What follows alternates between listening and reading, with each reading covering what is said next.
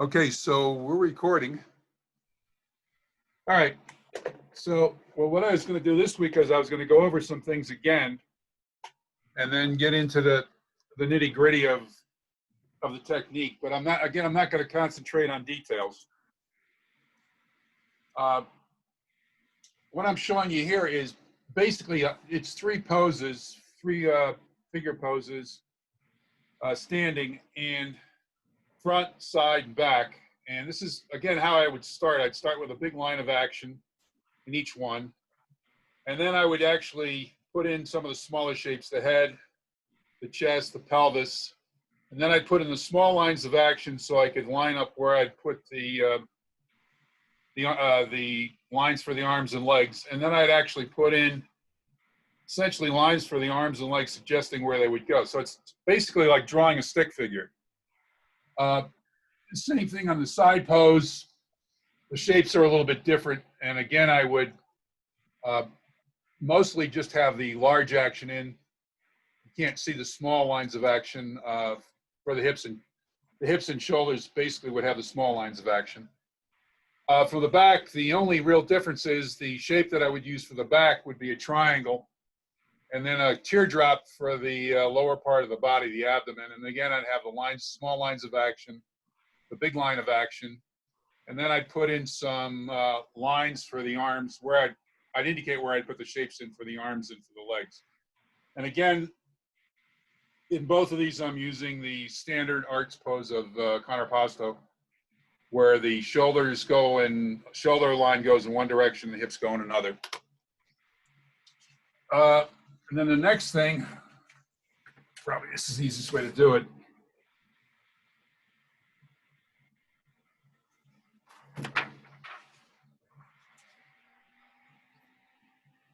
Again, these are slightly different poses. And again, this is a seated, sort of a semi-reclining seated pose, and this would be my big line of action. I would have small shapes for the head, for the chest, and for the pelvis, and then I draw lines in for the arms and for the legs. So this is really the key to the whole gesture technique that I'm using, which is it's essentially a variation of the Reilly technique, a simplified version. And then down here I have a seated pose. And again, the line of action would just be a straight line, and I would draw a heart-shaped shape in for both legs. You'd see the chest. Again, it would be a semi-ellipse, and then the head. And then I'd have a line of action for the shoulders. You couldn't really see the line of action for the hips. So, I mean, it's just as simple as that. And once you get that down, the rest is pretty easy.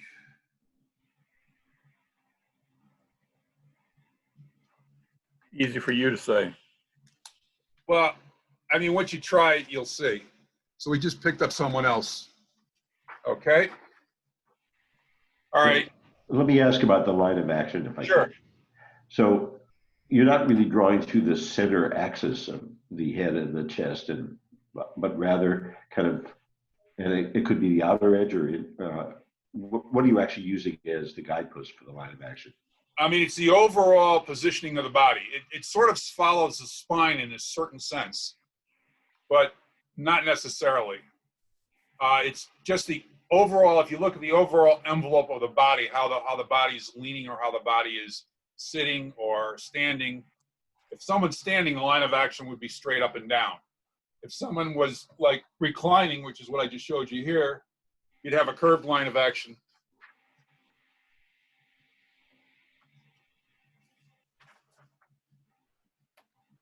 I mean, in this case, basically it follows the spine, and then it's actually following the stretched out leg, which I've actually indicated with a long triangle here, which you almost can't see. But so it's actually following the spine and the outside leg. It's what you pick. I mean, you could pick a different line of action than I do. I mean, there's slight variations in terms of how you pick it. But generally, if you look at the overall envelope for the entire shape, it would follow this curve. And the same thing for the seated, it's just a straight line, because it's basically just following the spine and the two legs. Now, if this person was leaning to one side, the line of action would change. No, I've heard people, I'm sorry. I heard people say that you actually should exaggerate the line of action too, rather than just kind of be very literal. Is that your belief also? No, not really. It's just a tool to build the shapes on, and then put the smaller shapes and the smaller lines of action. I mean, you can correct it as you go along. I The mean, reason they gave for it was that it kind of creates more dynamism in the image.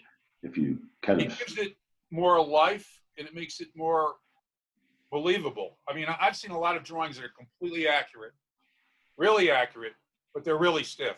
I mean, they have no life to them. And they could be really nice drawings, you know, very refined, all the details, but you know, they're boring. They just have, they don't look real. I mean, they look very stiff. And I'll give you an example. I have an example later on where I'll show you two drawings, and I'm going to ask you guys to tell me what the problems are in the drawing that doesn't work. And the drawing that doesn't work will be obvious to you. It'll look essentially almost the same as the drawing that does work, but there's certain things that I did in it that make it very stiff. well, I find in my own practice drawing that, you know, I try to do a line of action and it doesn't have that dynamism to it. So I guess that's why I'm asking, you know, it seems like you make it very simple, but it isn't.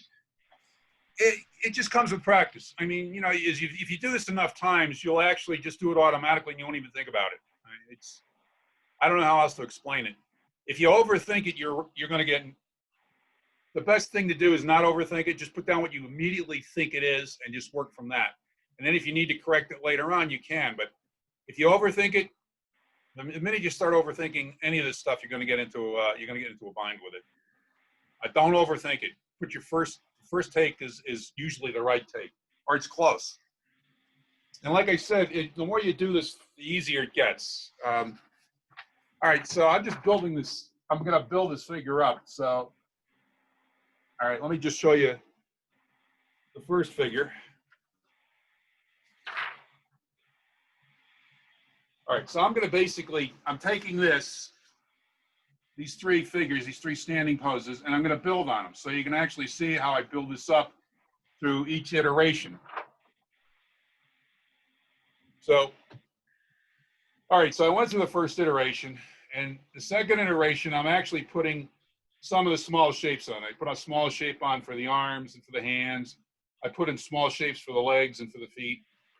Where I have this crossed hatch, this is the negative spaces. That's how I'm positioning this arm, and I'm positioning the legs. And I'm doing that for all three poses, for the front, for the side, and for the back. Okay, so then I'm gonna build it up a little more. So every time I go through the whole figure, every time I go through this iteration, I go through the whole figure. So now I'm building it up a little more. All right, so now I'm refining some of the shapes. I'm sort of defining the chest, the pecs on this figure. I think it's a male. I've refined the feet a little bit, the hand a little bit. The arms, I'm sort of making the shapes on the arms a little bit clearer. And I do that for all three poses. I actually put the small of the back in here. I'm putting the shapes for the buttocks, the back of the heel. So I'm refining it. And this, again, I go through the entire figure each time. This is on top of what you already had. Yeah, no, I'm not erasing. I'm not changing anything. I leave all the lines there. I don't take anything out. The minute you start erasing, you're in trouble. Because then you're, like I said, don't overthink it. The minute you start overthinking it, you're in trouble. Don't erase, just keep going. If it doesn't look right at the end, just do it again. Try another pose. All right, and now I'm going to put the value pattern. You notice I haven't put any detail, and I haven't talked about detail. I haven't talked about anatomy or personalization. So this is the standard. I showed you this last week. I'm going to put some values in, typically for a limited amount of time, from anywhere from 30 to 40 minutes for a longer drawing. You're not going to get in more than between 4 and 6 values. So the key values that you get in, the key value is the cast shadow, because that is one of the most, that is one of the most important values with the turning edge. So the minute you got the turning edge, you know where the light is and you know where the dark is. Frosting on the cake would be the highlight and the reflected light on the dark side. So that's highlight, turning edge 2, cast shadow 3, the values in the dark on the dark side 4, and the reflected light 5, and you could have one mid-tone value on the light 6. So that would be the most I would put in. And you'll see that in my drawings. So now I'm going back to that same figure.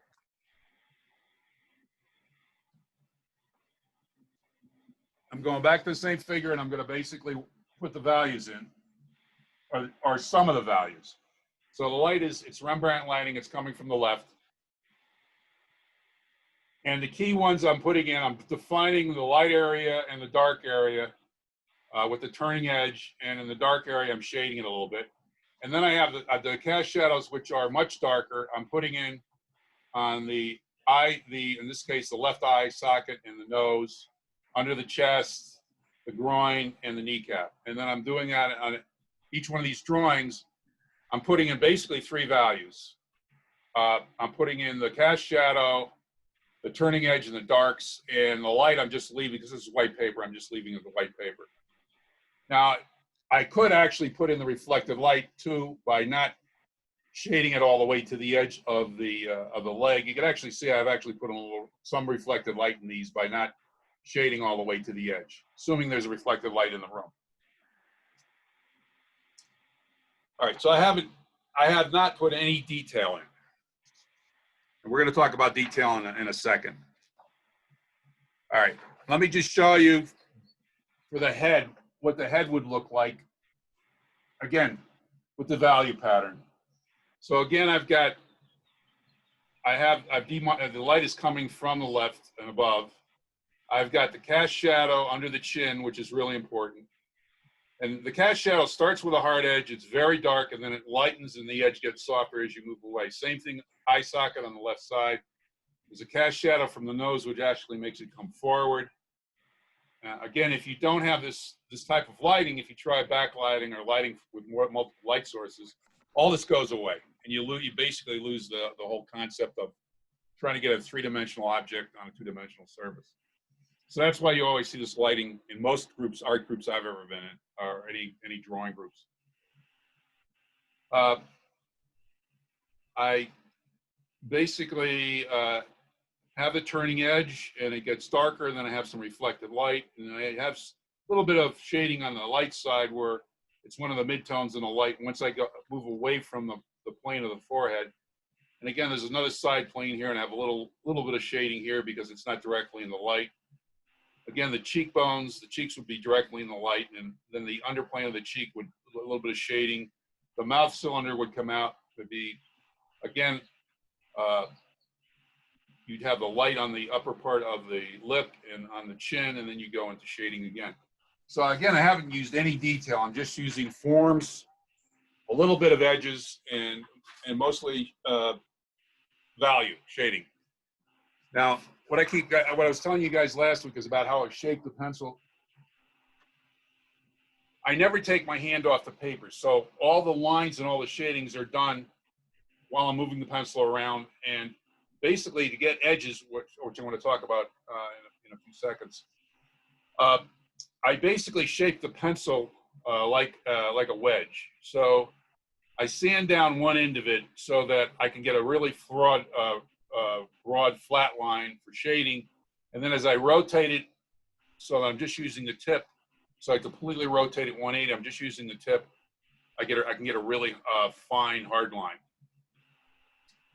And I don't have to basically ever take the pencil off the paper, which I don't do. How do you sand?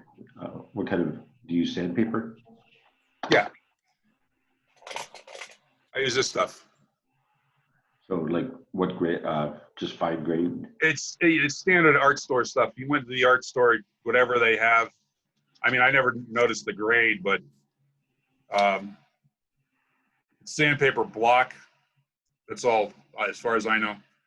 It's pretty fine. It's not real coarse, but you can use any grade. This is standard in any art store. You'd find these pads. I mean, you could use regular sandpaper, but it would have to be pretty fine. This is pretty fine. It's not real coarse. That's what we used at when I was at Georgia Tech in the '60s for our design work. That was before computer-aided design existed. Yeah, I mean, this stuff's been around forever, I think. I mean, Yeah, I think it has. I don't think it's anything new. Again, kneaded erasers have been around forever. Okay, so I'm going to start going into some detail on some of these. Again, I'm breaking the drawings I've been working on. I'm breaking it down now, so that I'm actually going to show you some of the detail. So one of the tricks that I use to line things up is that from the neck, I could actually draw a line down to basically get the hip pointers. The breast side, in this case, it's a female, I put in with one shape, then I divide them basically by using the shoulders as a dividing line. And then I go down the center. And I've actually put in some hard edges here. You see, I've put hard edges in for the shoulders, for the rib cage, and for the hip pointers. The back, same game. I'd have hard edges on the scapula, basically hard edges on the shoulder. There's a small of the back. I'd have a little bit of hard edge on the rib cage, on the hip pointers. Again, all the other edges are soft. For the arm, I basically have a hard edge on the shoulder and a hard edge where the bicep meets the forearm, hard edge on the joint, the wrist joint, hard edge on the first knuckle, and a small hard edge on the elbow. And again, I'm showing, again, more details on the back where I put the hard edges. So now I'm getting into a little more of the detail in terms of the edges. And this is what I build on the existing drawings that you guys just saw. So, okay, for a leg coming forward, basically the edges on the thigh would be soft. The kneecap would look like a small skull and have a few hard edges. I'd have a hard edge beginning on the top of the calf, a hard edge as I go into the ankle. Ankle bones will both have hard edges. And again, remember that the calf is not symmetric. It would be higher on the outside than on the inside, and the ankles would go in the opposite direction. I'd put in an oval, and then from the oval, I'd actually divide up the toes on the foot. I would do similar things to the arm if it was foreshortened. Again, to get the thing to come forward, even though there might be some hard edges back here, I'd make these edges softer compared to the shape of the forearm coming forward. I put most of the hard edges on the hand, so that would come forward. Again, for the leg, same game. I would basically have hard edges on the kneecap and on the ankle bones, and one hard edge right on the outside of the calf where it meets the thigh. For the upper part of the body, again, here's the clavicle. I'd have hard edges. The breast would have soft edges, but there would be hard edges on the rib cage under the breast, and then the hip pointers would have hard edges.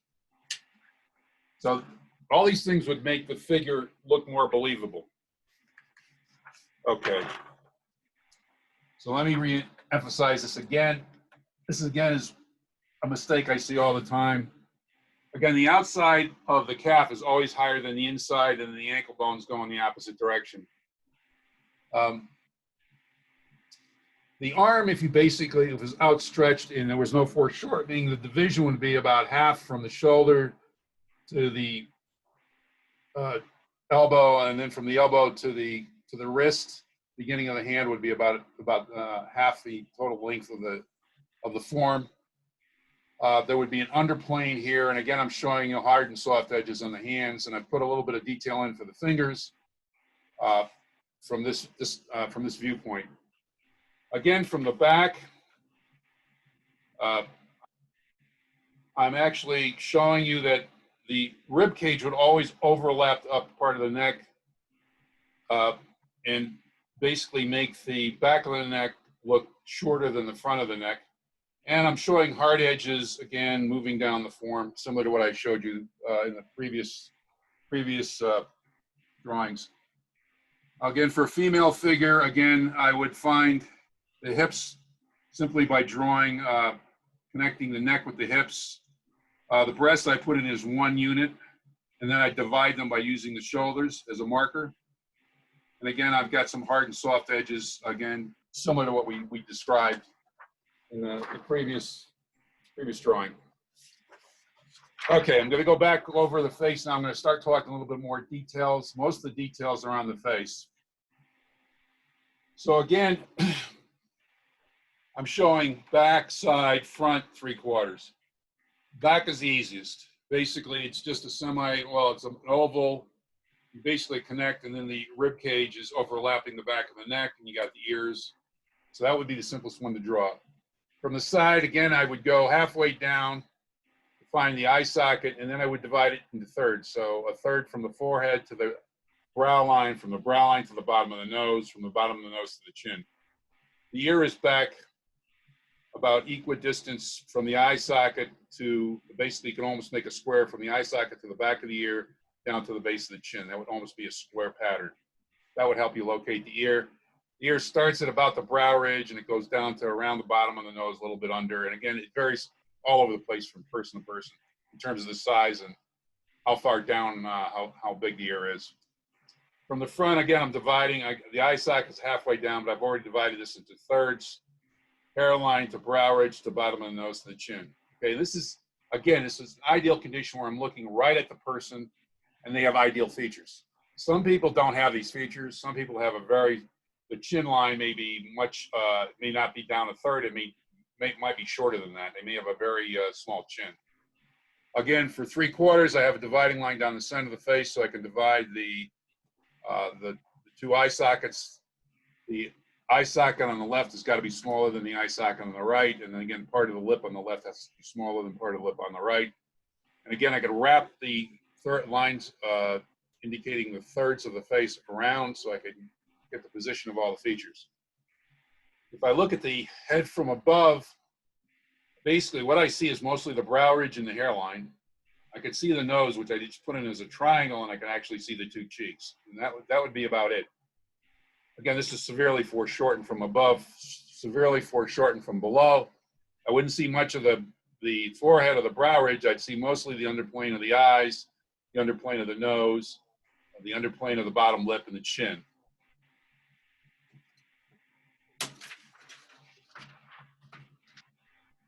Okay, now I'm going to build on what I just showed you. So I've taken what I just showed you, and I'm going to basically refine it even more. So now, again, this is a simplified version of Reilly. If you looked in the Reilly book, there'd be a lot more lines and a lot more planes than what I'm going to show you. Again, it's already divided into thirds. I could find the center line of the lip by coming down from the nose about a third, and that would give me the center line of the lip. Then I could put the upper lip and bottom lip on top of that. The eye sockets would be separated by an eye socket, and the outside of the eye would line up to essentially the end of the lips on each side. The nose would just be a triangle. Again, the dominant plane from the front view would be the plane in the forehead, and then you got a couple side planes, which I haven't put in. From the side, it's the same game. Remember, I said the back of the ear, you get almost a perfect square if you go from the eye socket to the back of the ear to the bottom of the chin to position it. Again, I'm dividing this into thirds.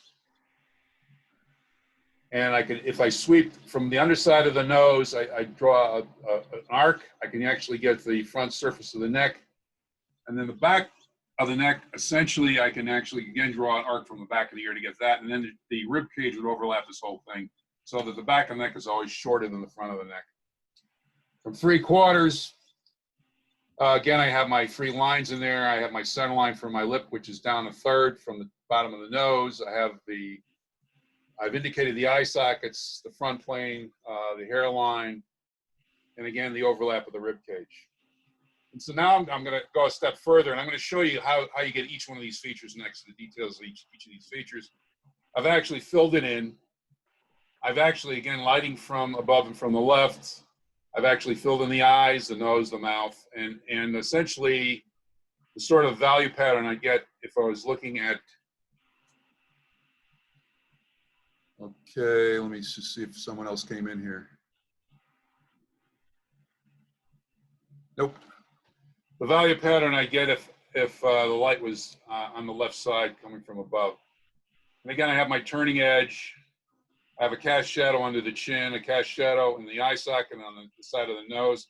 That's really what gives you the dimensionality and makes the face believable and come forward. Same person from the side. Against the value pattern, slight. I basically get a very slight cast shadow and darkening on the cheekbone as it goes into an underplane, so it's moving away from the light. Again, the cast shadow under the chin, and again, this is 3/4 profile. So now I've filled in all the details, and this is what I could do in 30 or 40 minutes. Now I could put more details in. I could put in as many details as you want if I have more time.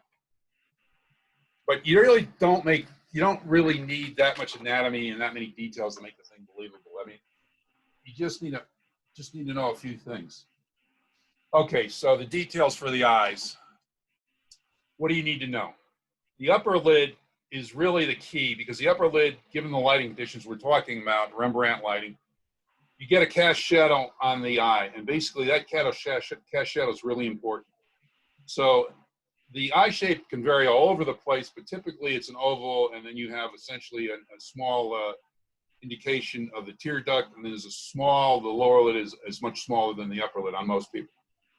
And then you have the iris, essentially a dark circle. If the light is, again, coming from above from the left, it would be lighter on this side and go into shadow on this side. But given that the eye is essentially semi-transparent, the light would actually, you'd always get a slight lightening on the side away from the light, where essentially the light is actually going through essentially the fluid in the eye.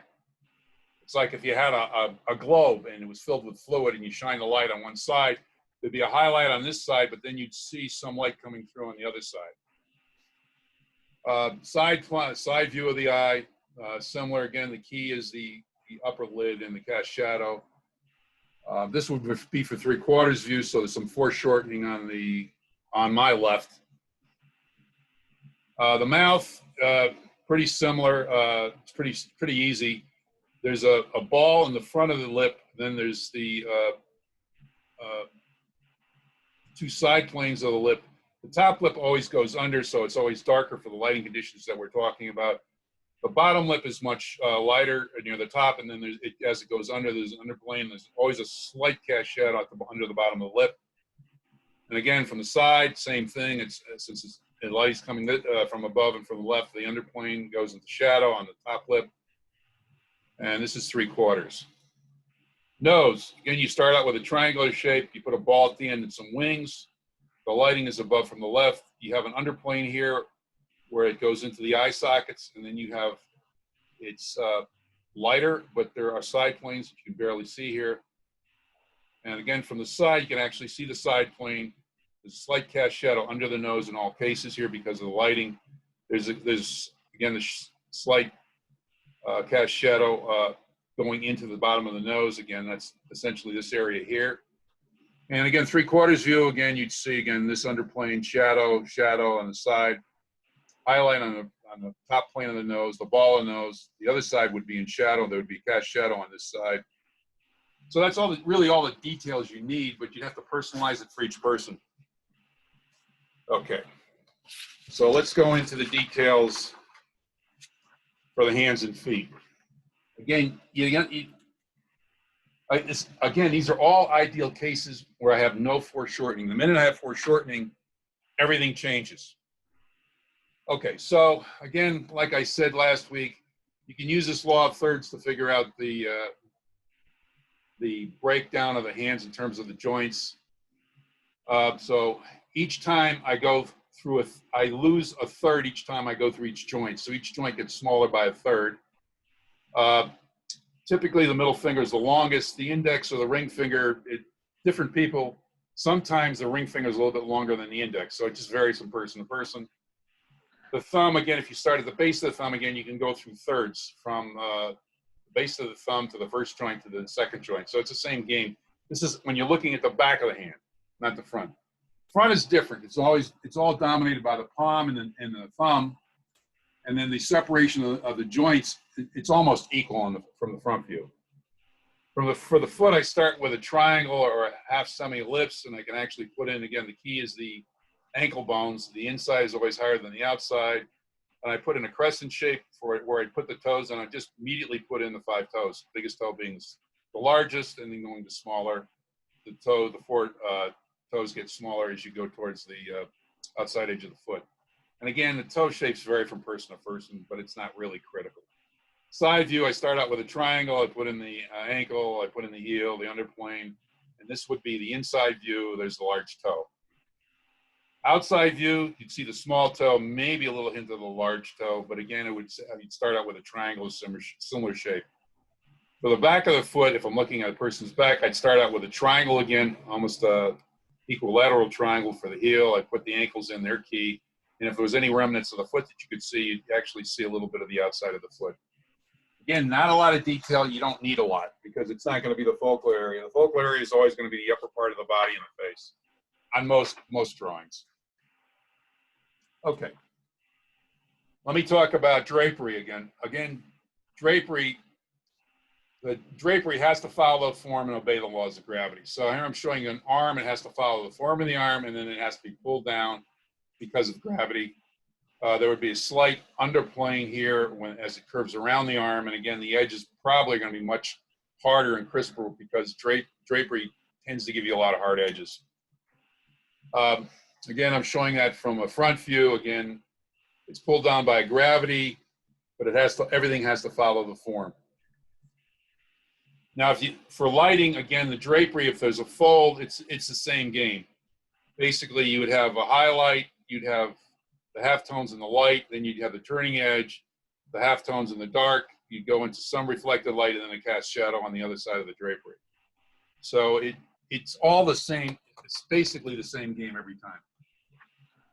Okay. So now you guys are going to get a little test. But given that there's not that many of you here, I'll probably have to tell you what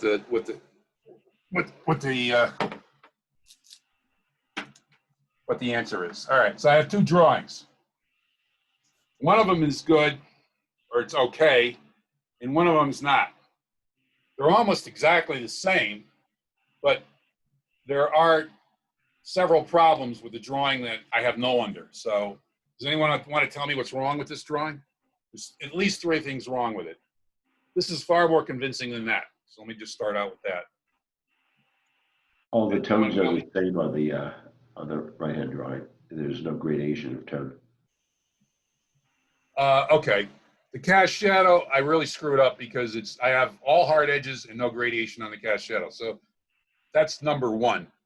That's the one thing that's wrong. Okay, well, you also have a really hard edge on the leading surface that's hitting where the light's hitting. Right. I made the whole outside surface of this one hard edge. That's wrong. Okay. So those are the 2 major things. The minor things is I actually changed some of the shapes look very similar, but there's slightly different shapes on this figure compared to this one. And this one, because of the way I changed the shapes and some of the edges I put in, particularly on the eye, again, too many hard edges, makes it look, again, pasted on, it makes it look less believable than this figure. Now, I also did something else. Again, you can see I varied the hard edges all over the place. I have slight hard edge on the forehead, on the nose. Here I have hard edges every place, which is completely wrong. I have a hard edge starting with the cast shadow, and then it blurs away. Same thing on the back of the ear. I have a hard edge where the clavicle is, a hard edge of the rib cage, shoulder, the crease in the elbow joint. I also basically shaded, in this case, in most cases with this kind of lighting, at least with painting, when light comes in from the left, there's particularly with painting, you'd have the darks on the left side where the light is coming from, and then where the light is going, you'd have it lighter. I basically shaded this whole thing into shadow, so I'm assuming that this person is not near any place where there's reflected light, so that I could actually just show you that I not only have soft edges on the hair, I could actually make that almost a hair, I could lose it into the shadow to make this more believable.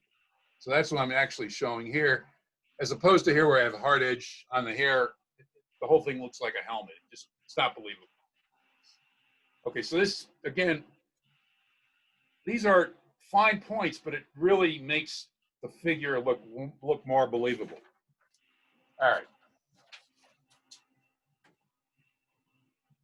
Okay, here's again an example of, again, SEV, shape, edge, and value. And this is, I'm trying to make things come forward in a case where I have foreshortening. So again, light is coming from above and from the left. I have hard edges, soft edges, cast shadow, and the value pattern. So that's what I'm using to make this figure three-dimensional and believable. So if I start with the cast shadows, again, under the chin, under this side of the arm, and this is key to make this arm come forward. I have some cast shadow under the chest, which overlaps the other arm a little bit. I have a cast shadow under the knee. That leg is turning in slightly, so it's going away from the light, so it's in shadow. If you notice, I don't, even though I have hard edges on the shoulder and again at the point where the forearm meets the bicep, I didn't make those hard edges anywhere near as the hard edges that I have on the hand coming forward and on the wrist bones and on the fingers.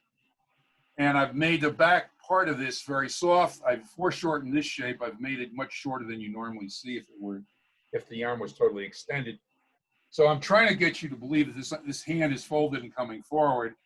And I want this arm to come forward relative to the back arm, where I've made the edges again on the shoulder much softer, even though there's a hard edge here. It's much softer than any edges I have here. And I've put it more in shadow so it recedes. So anything in the light is going to come forward. The shadow, parts that I put in shadow are going to recede.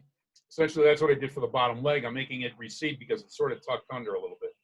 Again, the shape for the hip, again, is severely foreshortened. For the thighs, severely foreshortened. Again, most of this is in shadow, so I want it to recede, and I don't want your eye to go there. I just want you to believe it's there. Again, this other leg, which is behind this one, I've actually softened all the edges, even though there's some hard edges on the knee. I've softened the edges, and I put a little bit of it into shadow. Same thing with the face. I shadowed the eye sockets. I have some turning edges here. So again, without any detail, just with hard, soft edges, the cast shadow, and the value pattern, I've essentially made the figure sort of believable in terms of one arm coming forward and one leg coming forward, relative on the right side relative to the left side. Okay. All right. So now this is something I did in about 10 minutes, and I did it with a magic a felt pen because I wanted to really stress the again, no detail, just the shapes and the value pattern and some of the edges. So now if I was going to go to a 30 or 40 minutes, I would not be using a felt pen, and I would be refining this every time I go through. Again, this is just to emphasize the importance of the value pattern. Again, the shapes first, well, you start out with the action, then the shapes, then the value pattern, then the edges, and then you can put the detail in. So each time you go through the drawing, every time is an iteration, you basically build it up more and more. Okay, so again, I put my big shapes in. I put the, it's understood that I put the big shapes in, the lines of action and all that. Negative space to position this arm, negative space to position these two legs. First thing I put in, again, once I got the major parts of the forms in, I've essentially shapes that are close to what the form should be. I'm putting in the cast shadows, again, under the neck, under the back of the arm. And then I demarcate with the turning edge, the light area and the area turning away from the light where you have the darks. I have some reflected light where I haven't darkened it all the way to the back of the leg. Again, I put edges in. I've got the hard edges marked, again, knee, wrist, elbow, forehead, bottom of the chin, rib cage, the back of the scapula, ankles. I've got the turning edges marked, negative space. And I've sort of indicated reflected light. Essentially, the hard edges are kind of more where the bone is close to Right. the surface of the skin. Right, that's part of the anatomy. Where you see bone, you usually get a hard edge, but again, you could vary it, like I did in the previous drawing. Yeah. Some of the hard edges I made softer to make them recede compared to the ones I wanted to come forward. But typically, Okay, you'll good. have hard edges where there's bone. But none of these rules are hard and fast. To make the drawing interesting, I want your eye to bounce around. I don't want the edges to be perfectly parallel, so you're going like this when you look at them. I want your eye to bounce around to the hard edges. And I use much fewer hard edges than I do. Most of the drawing is soft, okay? But I put the hard edges in, it's like frosting on the cake. So, and again, it's to help with the anatomy and to make forms come forward. And again, you could put hard edges where they're not hard edges, to give the drawing interest and make certain things come forward. Like I put a lot on the previous drawing, I put a lot of hard edges on the hand to make it come forward, because I wanted that hand to stand out. I wanted you to actually think that was actually coming forward relative to everything else in the figure. All right, so now I did the same thing with a female figure. Same game. Again, this took me about 10 minutes. It's not that accurate. I don't care about accuracy at this point. I'm just trying to emphasize what you need to get down initially. Again, I'm not going to show you the action, but it would basically be something like this. You'd have small action for the shoulders and hips. Again, the forms would be the face, the chest, the pelvis. Then I put it in forms to shapes for the legs and for the arms. Negative space to position the legs. I put in my cast shadows next. Okay, then I put in the turning edge and some of the shading going away from the light. I'd have some indication of reflected light. And then I start putting the edges in. I'd have hard edges, elbow, wrist, shoulder, kneecaps, ankle bone, rib cage. You can see there's a hard edge here, but because there's a cast shadow overlapping it, you can't see it. So even though I know there's a hard edge there, to get it to recede and turn away from the light, it basically becomes a lost edge because the cast shadow is overlapping it, so you really can't see it. Okay. Now, I'm going to actually show you some completed drawings that were done in 40 minutes to 45 minutes. All right, this is a complete drawing. Now let's go through again everything I said. So if I was doing this in a drawing group, what I would do in the first 20 to 25 minutes before the model took a break is I would get all the forms down. I'd get some of the detail down. I wouldn't do much of the shading. Most of the shading would be done in the second part of the second 20 minutes. Again, there's some foreshortening here because the model is looking up. You see a slight hard edge under the chin, slight hard edge on the shoulder. Again, there's a slight cast shadow, which actually starts with a hard edge on the inside of the upper part of the chest. The breasts have a cast shadow under each breast, and also you can actually see the turning edge, and then it gets a little bit lighter with reflected light coming back from the chest. I got a dark line here because there is this very slight cast shadow where the arm goes under. I'm trying to make this arm come forward, so you notice that I don't have any hard edges on the forearm or even on the elbow, and it's in shadow. There's a cast shadow, very slight cast shadow here. So, and I made the shape severely foreshortened. The key is the hand. I put a lot of detailing on the hand. Slight cast shadow under the hand. Again, turning edge, going into shadow. Kneecap, again, is bone. It's more pronounced. Much more pronounced here than on the underlying leg.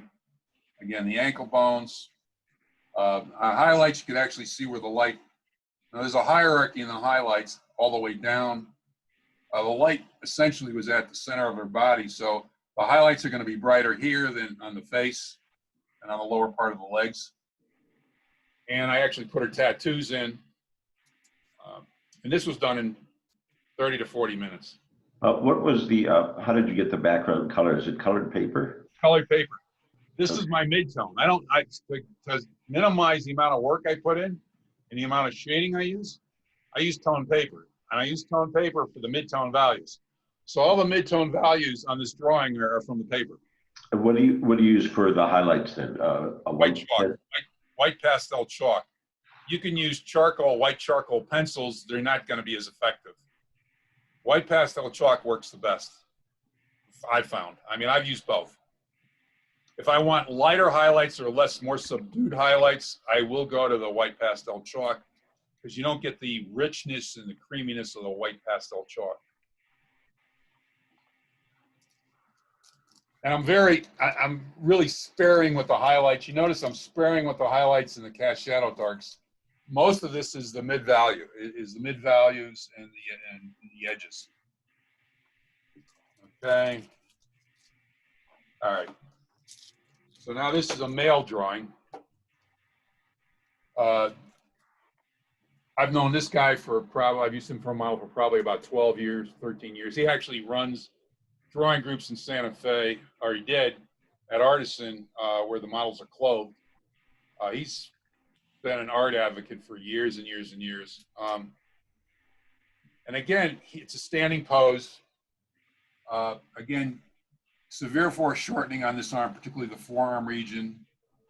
I'm trying to make this side come out, so I actually have more pronounced hard edges on the shoulder and on the elbow and on the hand on the right side. Again, I have the light is really focused on the center of his body, so the highlights on the upper part of his face and the lower part of his legs aren't as bright as any of the highlights on the torso area. The line of action just would be a straight line here.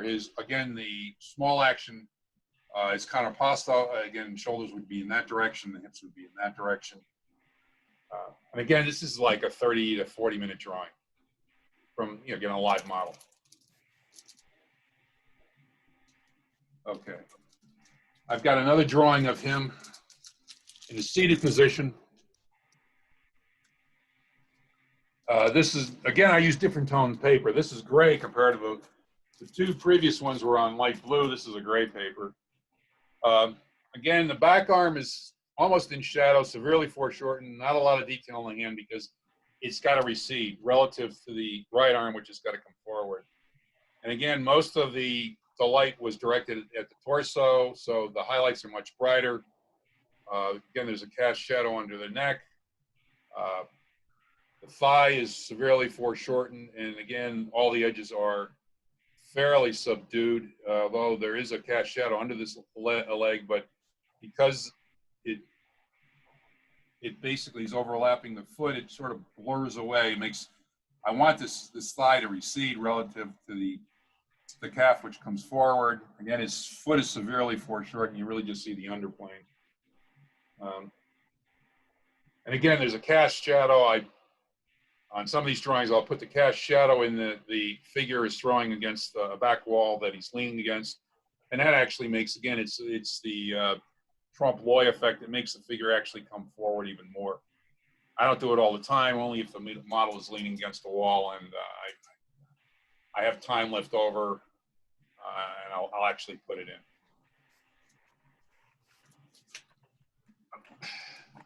Okay, so that's what I had for today. I will go through, again, the details of a drawing real time if you want, or you guys could just ask me questions. And I'll basically try to, address any questions that you ask me. Anybody have questions? If you're trying to achieve a good likeness, do you still use the same process of continuous refinement, or do you start doing detailed measurements, or what's your process for getting a really good likeness in the face? I don't do detailed measurements. All my measurements are visual. I measure visually. If people have certain characteristics that are pronounced, that's what you basically zero in on. Like if a person has a big nose or a small chin, that's what you zero in on. Those are the important features. So those are something about their eyes that's different, the shape of the eye. Like if I'm doing a person that's Asian or black, you'd know that instantaneously by what I do just in terms of some general features. but it's all visual. I mean, you can measure. The problem I have with physical measuring is the minute you start doing that, you're going to stiffen the drawing. I mean, the whole idea is to basically do it your first take, put your first take down, and try and make it as accurate as possible. That's why this technique is not as easy as physical measuring techniques. Because if you're physical measuring and the model's not moving an inch, you're going to get it absolutely right every time.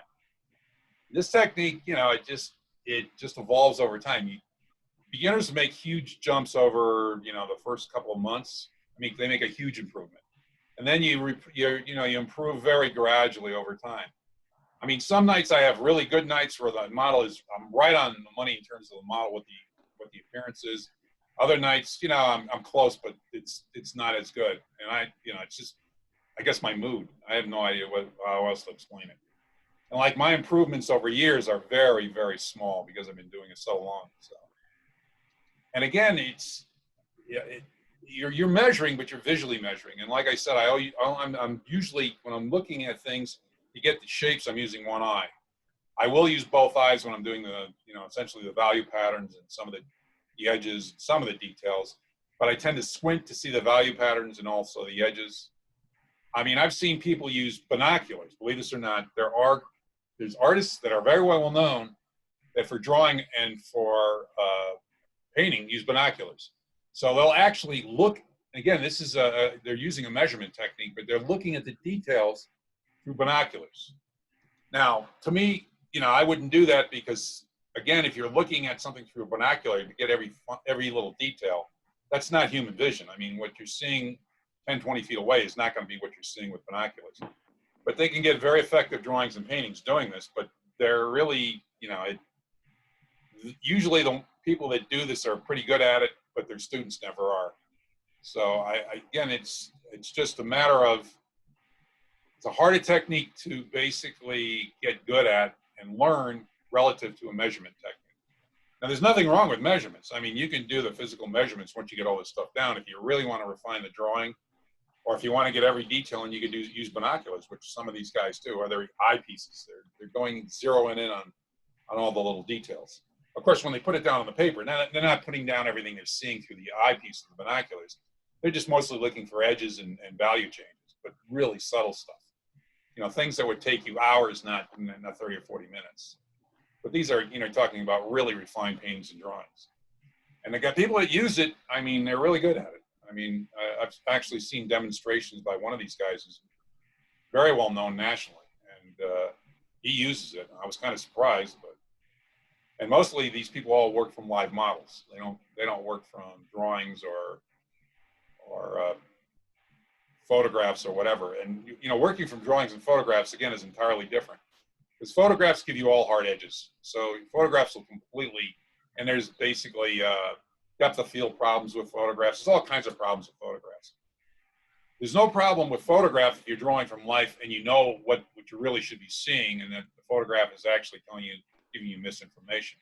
But if you don't draw from life and you don't really know what you're seeing, and you're using photographs, unless you're a really good photographer or they're taking by a guy that's a real pro, you're going to have problems usually with depth of field. So you're going to get forms that are shortened that shouldn't be shortened. You're going to get a lot of hard edges that aren't really there. The lighting could be deceiving. I guess the computer screen will also give all hard edges in too, won't it? Yeah. Anything that involves video or a camera, again, you're going to get, I mean, I'm looking at you, your face is all hard edges. I mean, you have hard edges. Your ears have hard edges. So, I mean, that's, of course, crazy. Your ears can't have hard edges. So.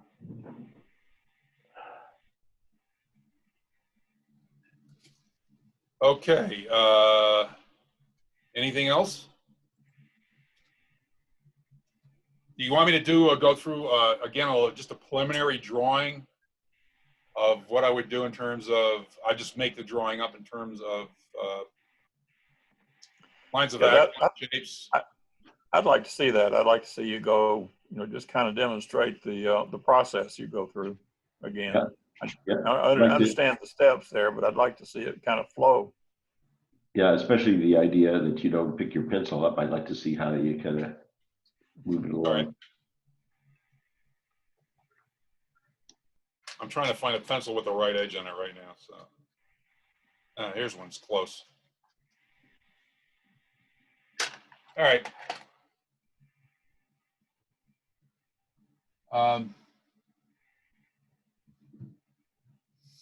So I'm going to do a side profile because that's the easiest one, but I got to hit all the major points on it. And again, I'm not drawing. Typically, I would be in front of the drawing, so I'm actually drawing from the side, which is, I'm not probably going to be that accurate. So I have a person standing, so there's the line of action. I've already put the head in the wrong position, so I put an oval for the head. Here's my line of action. I have there's the chest, pelvis. I'm going to put one arm on his head like that. I'm going to put another. Again, the line of action here, you really can't see it. Basically, the line of action, the small action will be going into the plane here, so you're not really going to be able to see it. I'm just going to start putting the small shapes in.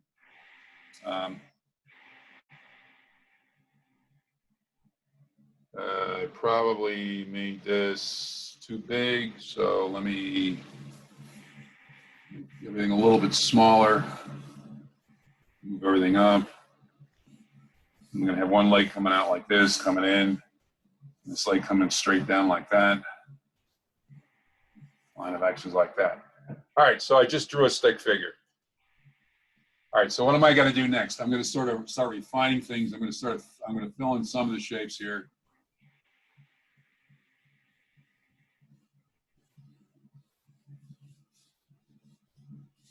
Chest cavity overlaps. This arm is coming out.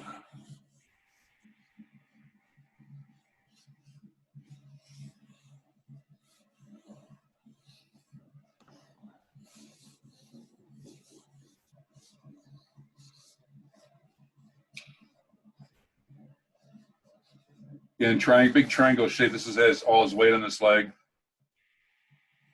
It's coming forward. It's coming in front of the other one. I'm running off the paper. All right, so I position the legs within this negative space here. I position this arm with this negative space. Okay, the next go around is I'm going to start refining the forms a little bit. And the shape of the head would be an oval here and then sort of a cone here. Halfway down, I get the eye socket. So I'm going to put the eye socket in on the nose right off the bat. There's the neck. Again, if I draw that line from the nose, I get the front of the neck, and then it's just going to overlap the rib cage. There's the scapula back there. So I'll put the hand in.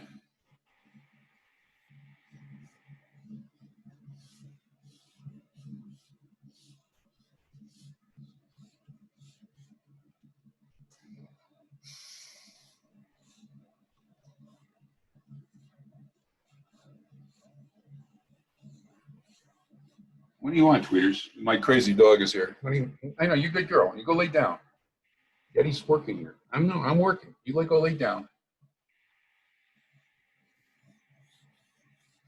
So I'm putting in some shapes for the arm. There's a hand. Okay, this is going to be a male. So put a shape in for the buttocks. Shape for the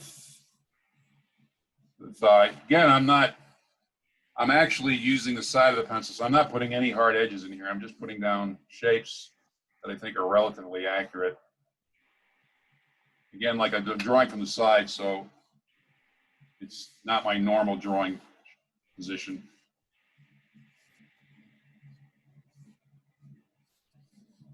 Okay. So now the next go around, I'm going to refine things a little bit further. Again, I'll put the box shape in, I'll put the ear in, I'll put the shape, something for the eye, I'll put a hairline in, I'll refine the hand a little bit more, let's put in some shapes for the fingers.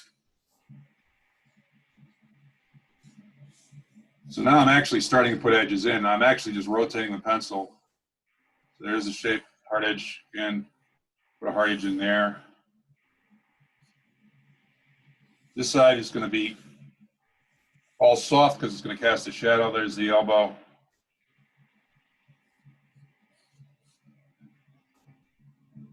So again, these were the palm, fingers.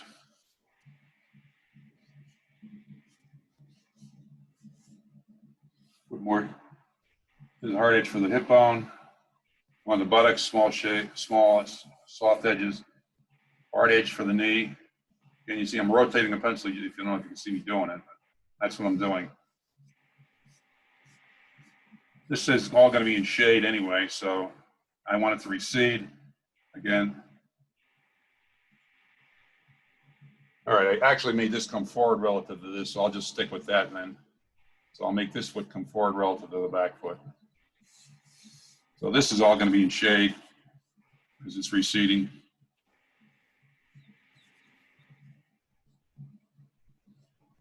Okay.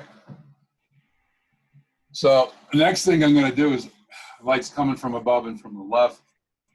I'm going to start putting the value pattern in. So this arm would cast a shadow on the bicep. You'd have a cast shadow under it. You cast shadow on the back of the ear. The hair would all be shaded in. There'd be cast shadow in the back of this arm. Start out with a hard edge, softens. Here's my turning edge on the arm.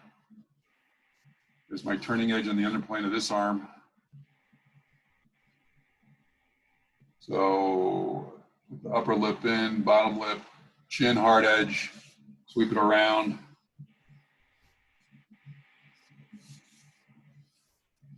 There's the clavicle hard edge.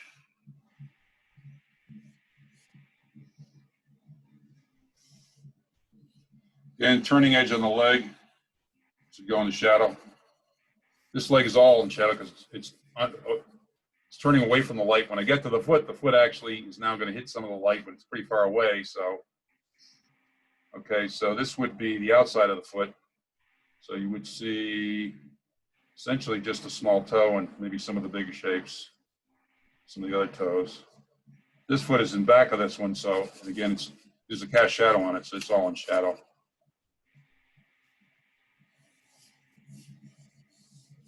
Again, this is all going to be in shadow because it's away from the light and it's behind the other leg. And I want it to recede.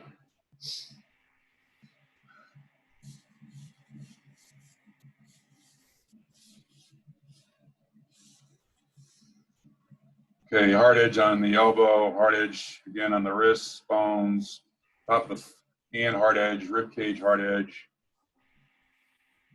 knee, hard edge, back of the foot, there's an ankle bone here, hard edge.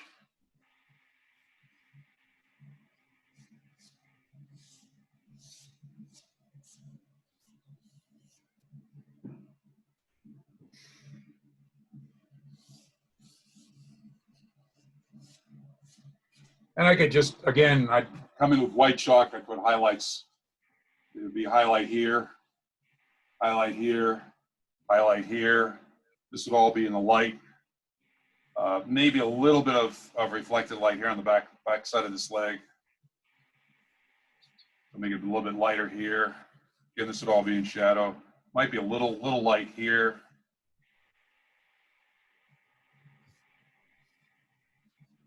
Again, the cast shadows I darken.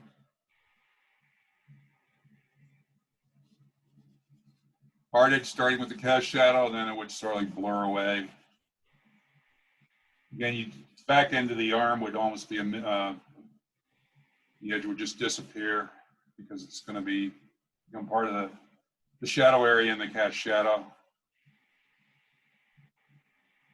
I darken the hair, and there'd be a cast shadow behind the ear, on the biceps. All this is with your 2B pencil so far. Yeah, I'm using a 2B. I haven't gone to 4B. This would be again. I'm just showing you something No, that okay. I'm not trying to really. I'm basically just dwelling on the big details. Again, I'm rotating the pencil all the time, so going from that to that. And I'm assuming that it's probably not quite accurate, but that's because I'm drawing from the side and I don't have a model. So, but that's the pattern. So that's what I would essentially do. And I just keep building it up in time and refining it more and more. And I've never, I mean, I haven't erased anything. I haven't moved my hand from the paper. I should be, again, visually measuring, but I normally would be drawing like this. I wouldn't be have the chair in front of me with the drawing on top of it, and I'd basically be drawing straight on like this and looking at the model, and then visually measuring the model, and then putting what I see down on the drawing. I wouldn't be working from the side like this. This automatically gives me distortion because I'm not looking at anything straight on, even the drawing paper. So you got to keep that in mind. But that's the only way you guys can see what I'm doing. So. Okay, any other questions? Is there anything else you want me to do? So I noticed. I have a question. Sure. Right below the arm, you have a straight line being the darkest part of the cast shadow. Right here? Yeah, and I guess my instinct would have been to put it right behind the arm rather than. Why is that the darkest part? I mean here. Yeah. The light's coming in this direction. It's where the cast shadow starts. That's where all the light is blocked underside of the arm, where it goes into the armpit. The light is all completely blocked. Oh, but I was talking about to the right of that, the vertical line that you have there. I can't point to it, but no, This? right below the armpit, heading down. This? No, to the right of that. This. Yeah. Why is that so dark? This line? Yeah. The cast shadow, the edge of the cast shadow always starts out very dark and hard, and then it blurs away. I mean, it might have blurred away faster than I have it. It would just blur away as it moves into the area where you're going to get some reflected light. I'm trying to emphasize the fact that when you have a cast shadow, say this is an arm, and light's coming this way, and here's your turning edge, and here's where the elbow joint is. The cast shadow would start here, and the edge of where it starts is the edge is always very hard. Again, it's because of a value change. You're going from a very, very dark to something that's lighter because all the light is being screened by the underplane of the arm. But then once you get around the cast shadow, you're going to be back in the light again. So it's actually the value change that's giving you a hard edge. And the minute you move away, okay, you're getting more reflected light, more light into the cast shadow. The edge gets soft and the shadow gets lighter. Okay. So I basically just emphasized it and I made it really long and hard. It depends on if he's lifting his arm, the shadow is going to be different than if his arm is up against his body. I just wanted to make sure that you understood that the cast shadow starts very dark and hard and then it basically blurs away. And it is the darkest dark you're going to see on any form because it's where the light is completely blocked. See, the turning edge, you don't have the light completely blocked. You got reflected light coming back in. So the turning edge is initially dark, and then it lightens up.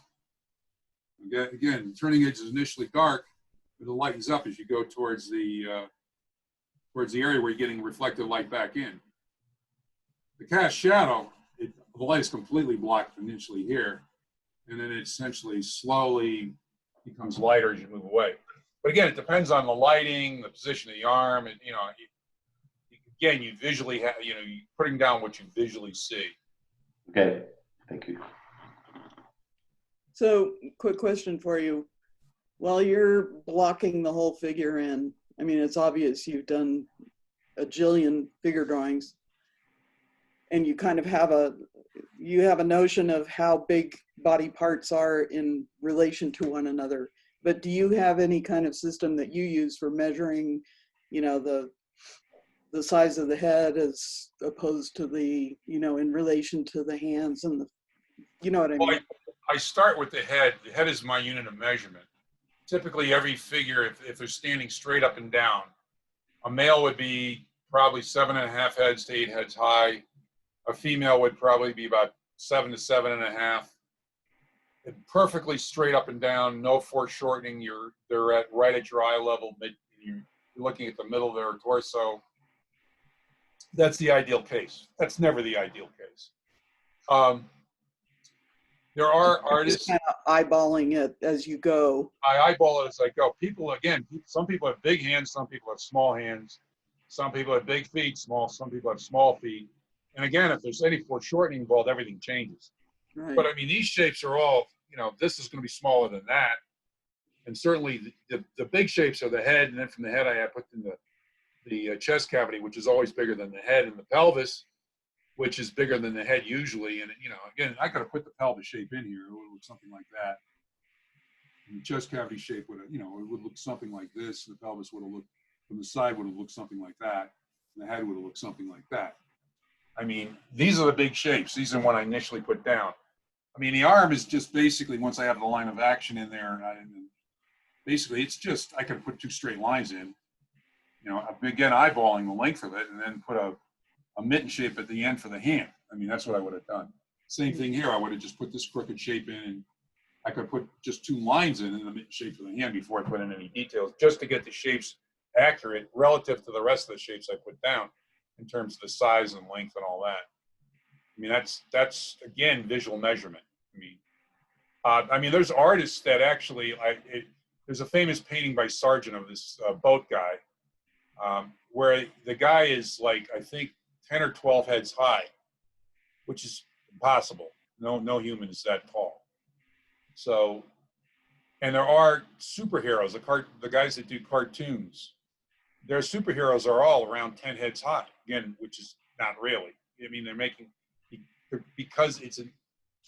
them that tall because they're superheroes, or they're making them tall to make a statement on what they're doing. But the typical person, it's between 7 and 8 heads tall. I mean, there's exceptions to the rule. I mean, if you suffer from giganticism, I mean, everything is distorted again. Again, you're visually measuring. And again, if you're a beginner and you're insecure about visually measuring, you can always use a gridding technique, or actually use a ruler or a pencil to actually, physically measure things if you want. I mean, whatever is comfortable for you to do in terms of learning how to do this, because eventually you're going to go to the visual techniques so you can do it faster. It just takes practice and time. I mean, I don't know what else to tell you. Mike, you want to tell us about your gridding trick? I found that really cool. Oh, the grids, yeah. Can I share my screen? Yeah, absolutely. Okay. We're looking at you right now. I have it on screen share, so everybody should be able to see you. Okay, they can see me, but I can't really share my screen because participant screen sharing is. It's on. Hang on just a minute. Hang on. You should be able to. I have screen share on. No, you don't have. You have it for yours. You don't have participants. You have to go to your settings to change that, I think. So Exactly. we can see his webcam, but we can't see his computer monitor. All right. Well, what I'll do is I'll just basically review what he told me. That's the simplest way. Because for me to figure it out how to change that now is, I do have it on screen share. All right. What Mike told me in an email. Okay. So if I got something that's a figure, a picture that's the same size. So the key is these have to be the width to length ratios have to be the same. So this is W1, W2. Okay, I'm sorry, this is W1, this is length 1. Okay, this would be W2 and length 2. So as long as W1 to L1 is the same as W2 is to L2, you can use this technique. And what you do is, instead of doing what I did, which was actually measure everything, you just divide this by diagonal first. So tell me if I'm getting this wrong, Mike. And then you essentially do it this way. So now I've already divided this into 4 squares. So now I could take this square and start dividing it like this. And so now I've already divided it into, and I do the same thing here with so I essentially would have my 4 squares here, and I could do this for every one of these, but I'm basically doing the same thing here with the photograph.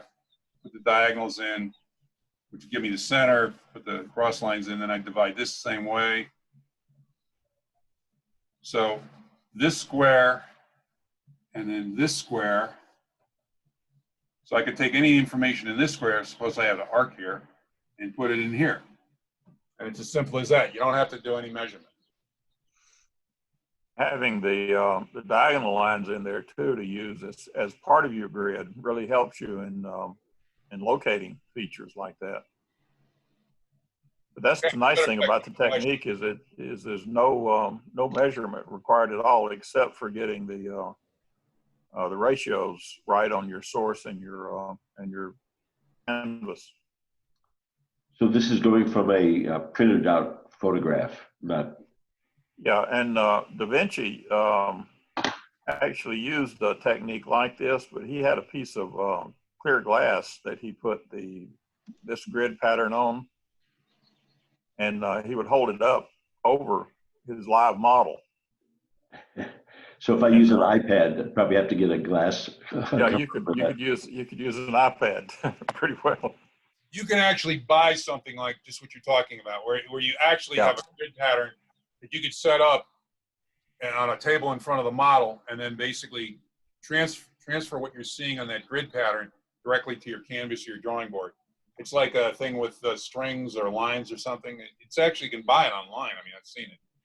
So you end up though maybe almost like paint by number. You're looking at each segment trying to reproduce it. So I wonder if that I reduces would basically suggest it for dynamic. beginners. I mean, if you want to do it as a beginner, you know, I use it on large. I mean, I do some really large paintings, and because I never can get the placement of the, particularly on figurative work, I can never get the figures placed around the canvas.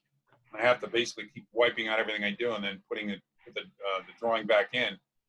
I use the grid pattern, a really big grid pattern, just to place the figures. So, and it's very helpful. But if you're a beginner and you want to use a grid pattern, or you want to get every little detail and you want to do a really refined drawing, then, you know, you could use a grid. I mean, you just keep dividing this up, like Mike said, and the good grid gets finer and finer and finer, compared to what I showed you last week, which was a pretty large grid.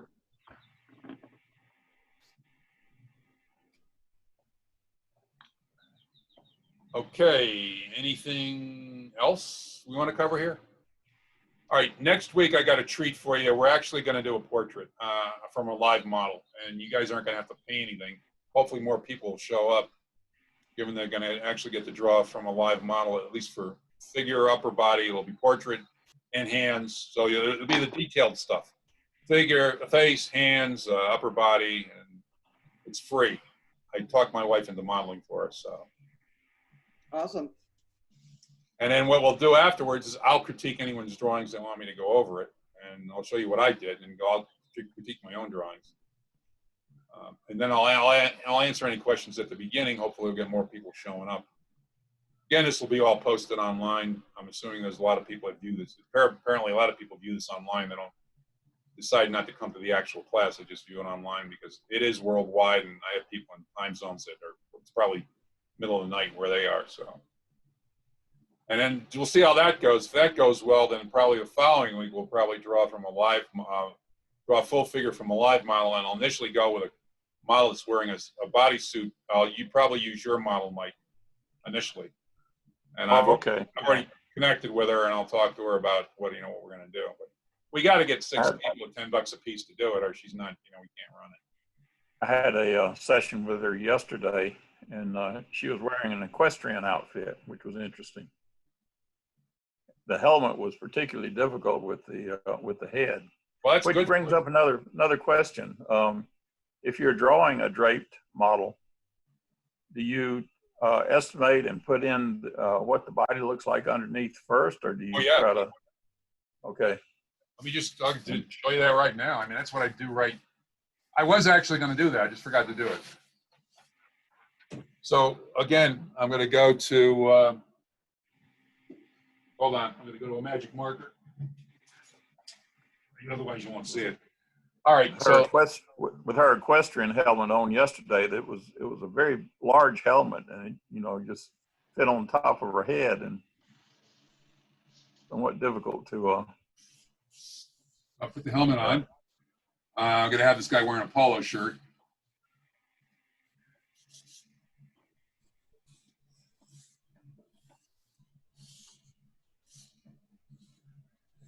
I don't know if you could see this, but.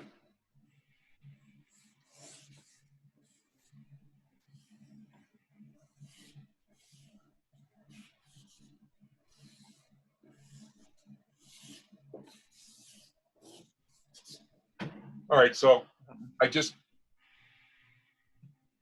I mean, I could have given him long sleeves if you want.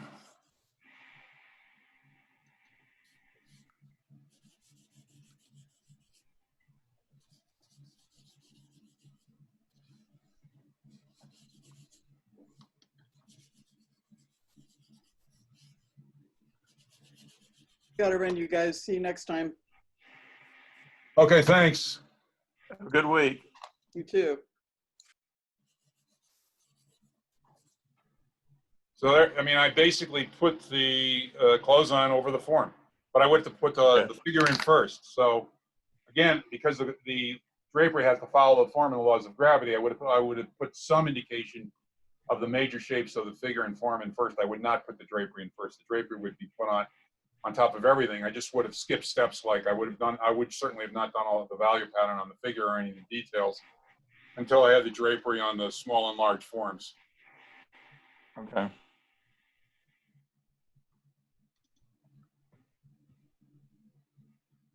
Drapery is like frosting on the cake again. I mean, it's what you would be the last thing I put in. Okay, any other questions? Okay, so are we done for this week? Anybody else have anything else? Okay, guys. That's all for me. That's all for me. Thank you very I'm going much. to sign off. I'm going to post this again on YouTube so you can review everything I said. Hopefully we'll get I'm going to advertise that we're going to use a live model next week and do portrait and upper bodies clothed. So hopefully we'll get more people coming in next week. So I need to get an indication of how many we can actually recruit to do drawing from a live model. So unless we draw from your friend during one of her regular sessions where she's getting a lot of other people coming in, that might probably be the best way to go. Then I wouldn't have to worry about making sure she gets enough money. Yeah, that'll be good. Out with her. Yeah, talk to her about that. She does those on Wednesday afternoons and Saturday afternoons. So you might talk to her about it, and I'm sure she'd be glad to do that. That would be probably the easiest way, because then she'd be paid, get her money, the money that she would get through donations anyway. So hopefully I'd bring in more people from this group and maybe she'd make more. Yeah. But use the models that I have. I got to generate at least $60. I can't do it with them. So, but that's why I want to use her first, because she already has a group that she basically does this for. So, all right, guys. Thank you. Very good. See you next week. See you next week. Bye-bye.